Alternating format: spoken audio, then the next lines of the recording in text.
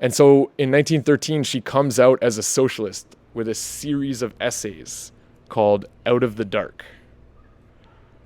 And just a little side note, 20 years later, it would be one of the books that the Nazis would burn in their pile of books to be burned when Goebbels did the massive book burning.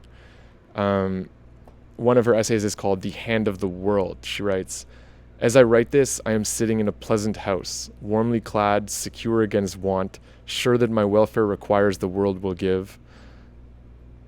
Sure that what my welfare requires the world will give. Through my surroundings, I feel the touch of a hand, invisible but potent, all-sustaining. The hand that wove my clothes, the hand that stretched this roof over my head, the hand which printed the pages that I read." So I think it's interesting is that I heard somebody talk about materialism and how our age gets criticized as being materialist. And they were like, no, we're consumerist. It's a very different thing.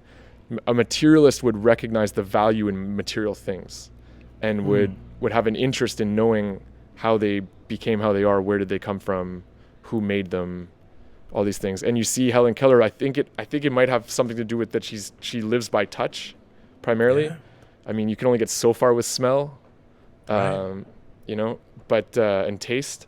It's mostly by touch that she interprets the world, and she's a materialist. She is infinitely interested in who made this thing, how did it get here, what's going on. And then the more she finds out about that, the more enraged she gets about the injustices of the capitalist system. And I don't know. What do you think about that? That's crazy. I like your definition of materialist versus consumerist.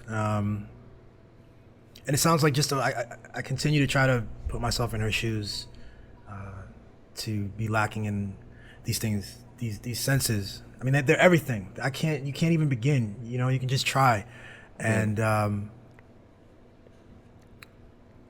don't know. She sounds like just her mind and her desire to understand things has to be just burning nonstop, and so she, I couldn't again, and for her to understand even that there are others who have the similar. Not just the similar limitations, but similar hunger, and who will never get it satisfied in the way that she did. And for her to care about that, amazing. You could not get enough. Like if you do a newspaper search, I was doing newspaper searches from the period of like 1889 is basically when her story busts open, that there's this young girl who can read and write, that can communicate despite being deaf and blind.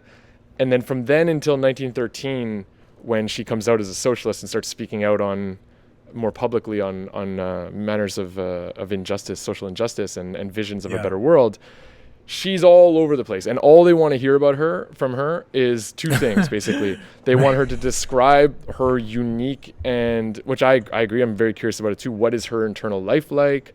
What is the world like for her? How does she do the things she does? How does she learn? What's her relationship like with her teacher? Is she being controlled by her teacher? Blah, blah, blah, blah. Like very specific details about that relationship. And the other thing they want to hear is, you can do it. If I can do it, you can do it. We can all do it. It's just a matter of putting your head to it. And these are both important things and good messages, right?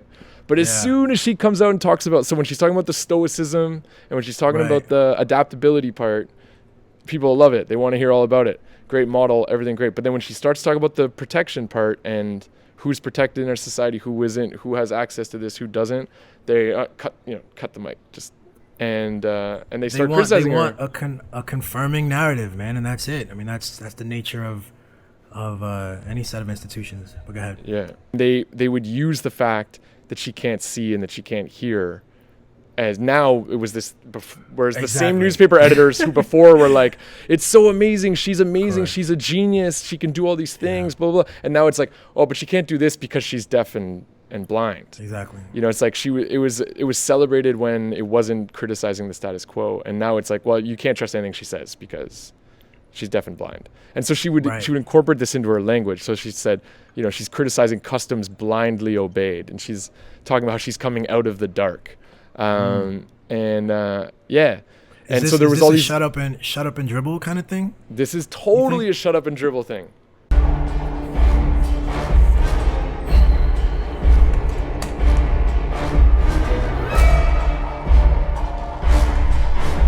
problem is they've built her up to be this perfect being, and so now she's turned on them by basically saying that we have to get rid of the capitalist system, and now so all these newspapers that have and radios and things like this who've pumped her up all this time now have to figure out a way to bring her down. So most of them just do it by not publishing anything about her, ignoring her and ignoring this new perspective of hers, or this perspective that she's going public with now. But a lot of them start to describe her as having been captured as this kind of a victim, kind of a hostage of the communists, of the socialist movement, and that she's clearly not speaking for herself and this sort of thing. And which is really not a new tactic. This is something that we just experienced Juneteenth, and today we talk about Martin Luther King Jr. in glowing terms. But when he was alive and doing the great work that he was doing, he was treated with disdain by the biggest media outlets of the time. And in part, one of the things they did was to sort of his associations with like Bayard Rustin and like A. Philip Randolph. These were secular socialist, openly so. And Bayard Rustin, I believe himself, he was also a gay activist. And those affiliations were a way that people would discredit Dr. King as well. King expanded his movement from civil rights for blacks to housing discrimination and workers' rights, anti-Vietnam stuff. You start to say that they're being infiltrated by this and that, when in fact they're making a broader claim, an intersectional claim.